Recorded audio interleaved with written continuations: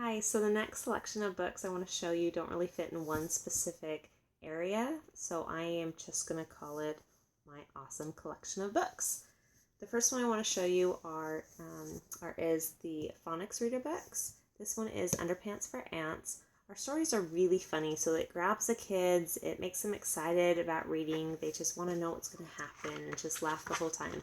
So this is a really cute story about an old lady who has lots of things that she tries to sell in her shop but doesn't really ever have anyone buy them. So then one night, a really cold night, she finds a bunch of ants in her kitchen and she ends up making them little underpants for those ants, and also at the end lots of bugs.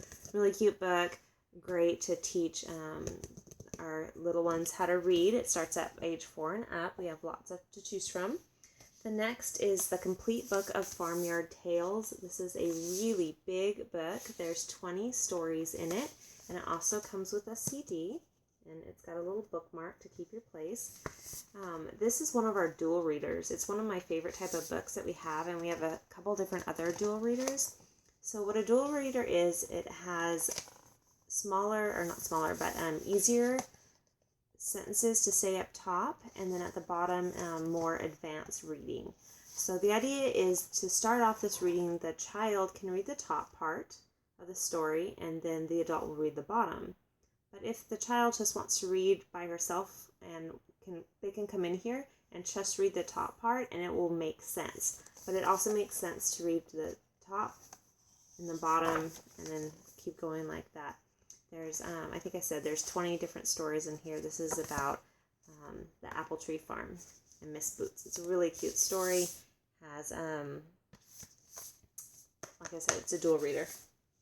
Okay, the next ones I want to show you are our picture books. I've got two here to show you. This is Goldilocks and the Three Bears, and this one is Jack and the Beanstalk.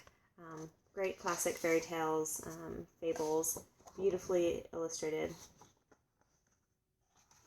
There you go. Those are squishy too. The next one is How Deep is the Sea? This is a story about Pipkin, the little penguin, who wanted to know how deep the sea is. And so he asks his mom, and then he ends up going on a journey down in the sea and asking everyone he meets if they know how deep the sea is. He eventually ends up in, let's see if I can get it, this little yellow submarine with they say a salty dog. Anyways, he keeps going down and discovering all the things there are about the bottom of the sea. And then at the very back here, it's got this envelope where it keeps a poster to give you an idea of how deep the sea is. And along it, it tells this story, it kind of recaps Pipkin's story, and it also has facts about the sea, and it tells you what that fact is and about how deep you are. It's super long. It gets to the very bottom. It's really fun.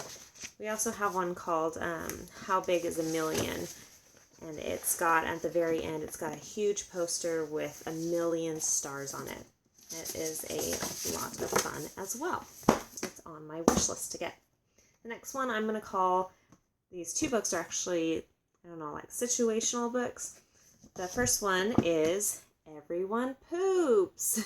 This is a fun little book if you're potty training your child to, and they're having a hard time with number 2 on the toilet. Well, I guess I can just say poops since it is called Everyone Poops. It's just funny. It goes through talking about animals, how they big and lots of big poop, little poop, some poop in the toilet, it gets flushed, some underwater, and at the end here it says all living things eat, so everyone poops. Isn't that a great picture? My daughter loves this book. And then the next one is Jonathan James and the What If Monster. Everyone has those what ifs, not just children, but adults too. But this one is great to teach kids to get over those what if fears. So it talks at the beginning about everything that kind of go wrong, all the bad what ifs. So this one, it starts with the tree. and like he can fall and scrape his knee. And then at the end, it starts saying, well, what if I climb that tree to the top and I never slip or skin up a knee? So it's great because it talks about the, what ifs at the beginning that are negative, that make us worry. And at the end, what if it's just fantastic and it's great and it turns out really well. It's a great book. I think every kid should have it because we all go through the what ifs at some point, even if you have an incredibly confident kid. We also have a What If Monster plush. It's a fun gift set for your kid or for a gift to give. It's $6.99 for the book and $12.99 for the plush.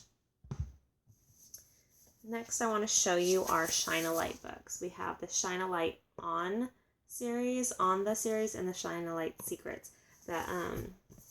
This one is on the space station. We also have on the plane, on a train, and also on a construction site. And then each page, there's got something. Let me find a good one. Here you go. What you do is you take your flashlight as you read, and you see if I can get my flashlight to work. There you go. And shine it behind the page, and an image will appear. It's like magic. The kids love it, and it is so fun to do. You can take these books camping. My daughter likes to stay up at night and read, so this is a lot of fun for her. And then we also have the secrets, and this is the secret of a winter. We have secret of an apple tree, vegetable garden, seashore, and rainforest. This was a really fun one to have during Christmas time. It was a gift for my kids. And then next I want to show you our illustrated classic books. Well, this one is the illustrated classic Enchanted Stories for Young Readers. Huge books. The squishy again with the tab. Beautiful books. Lots of stories throughout. We have lots of different illustrated stories to choose from. That one's there, and then this one is the illustrated, incredibly illustrated story, so more kind of adventurous. And the last book is our illustrated children's Bible stories. You see how beautiful that is? This one's cloth bound, has the tab, and it's just a beautiful book. Beautiful illustrations, really makes the Bible come to life for the kids and helps them understand the stories a little easier. So that's it for my awesome collection of Usborne books.